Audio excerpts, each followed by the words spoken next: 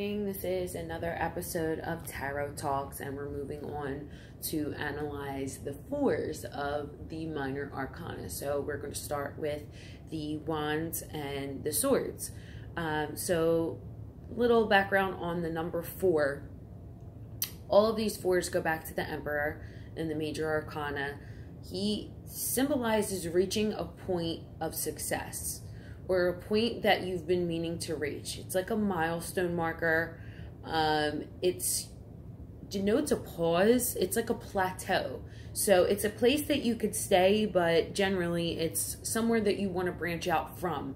Okay, I reached my goal. Where do I go from here? But a lot of the fours do kind of have that feeling of pause for a minute, like, all right, what do I do here? Mainly the pause card is the 4 of Swords.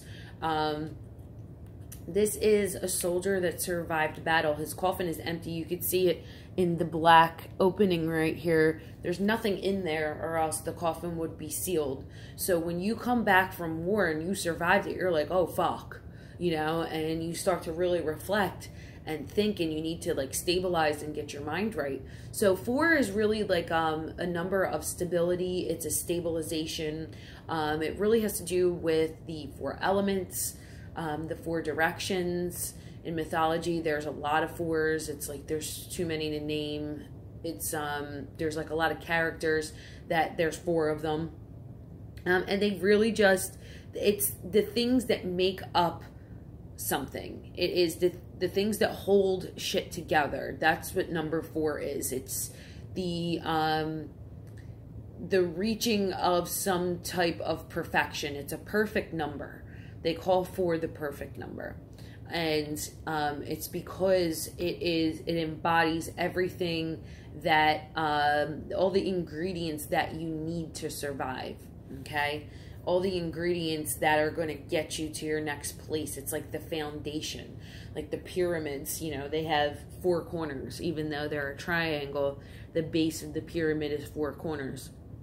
In Freemasonry, you have the cornerstones, and the cornerstones are always the foundation. When you talk just in general, it's like, oh, this is the cornerstone of whatever. It means it's like the baseline, the underlying strength of something that holds something together. Like the father figure is the strength of the family, whereas the mother is the foundation. And if the 4th house in astrology does deal with the home and the mother, so that's like kind of embodies like the things that are going to make your ingredients, the strong ingredients that are going to make something up.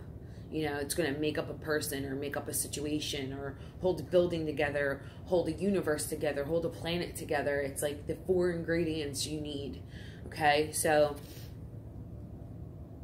this card is really just about, it's swords, so we're thinking about the area of the mind. It's Jupiter in Libra, okay? And it's good. Jupiter is going to slow down that wheel of the year. Remember how we talked about Jupiter being the ruler of the wheel of the year? It's a Wheel of Fortune card in the major arcana. Jupiter is slowing down for a second, slowing time down, so we can balance the seesaw of these scales, so we can get your mind right. So this is like catch up on sleep, catch up on meditation, catch up on rest, and stabilize the mind. Get the mind right. So it's the follow-up card from the emotional strife and strain of the situation in the 3 of cards. This card is actually called Lord of Rest from Strife. And it's the period where you're going to be like, all right, you know, I really need to get it together. I can't stay in this state of emotional stress and strife anymore. It's really about stabilization of the consciousness and the mind and the spirit.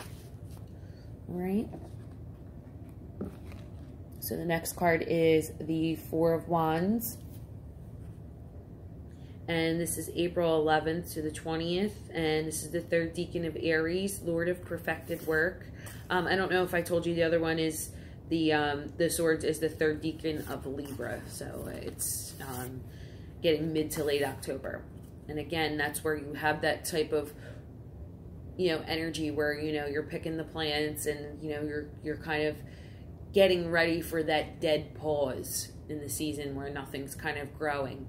And then you have to figure out what else are you going to grow? What else are you going to plant and grow from here? All right, so the Wands, Four of Wands, it is the third decan of Aries, April 11th to the 20th, Lord of perfected work. This is an achievement card. Usually it denotes like the things that you normally want to achieve in life, like the purchase of a home or a wedding.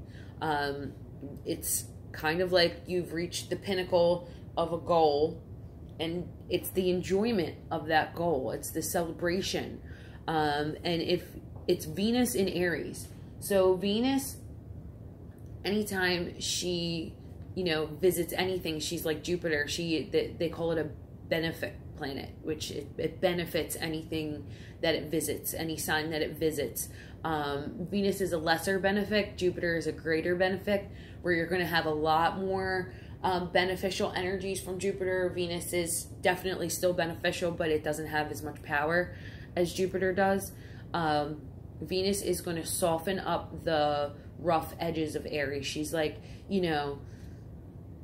the partner that, is like, calm down, you don't always have to fight. You don't always have to argue. You don't always have to, yell or, be crazy. She teaches patience. She teaches him to rest and sit back and relax and enjoy what he has. So if in a traditional reading you get this card and there's no like celebrations, like, a wedding or, any milestones that the person is trying to achieve, it could just really mean like, all right, you've been working really hard.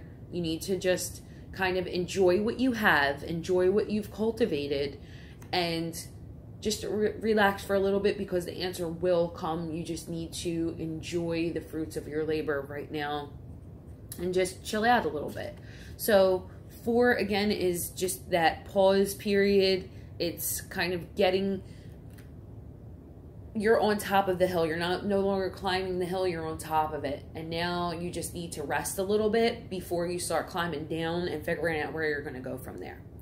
All right, so that is the first half of the 4s, and I will be back with the second half, maybe later today or tomorrow. We'll see, because I've spent a significant amount of time getting this information together for you.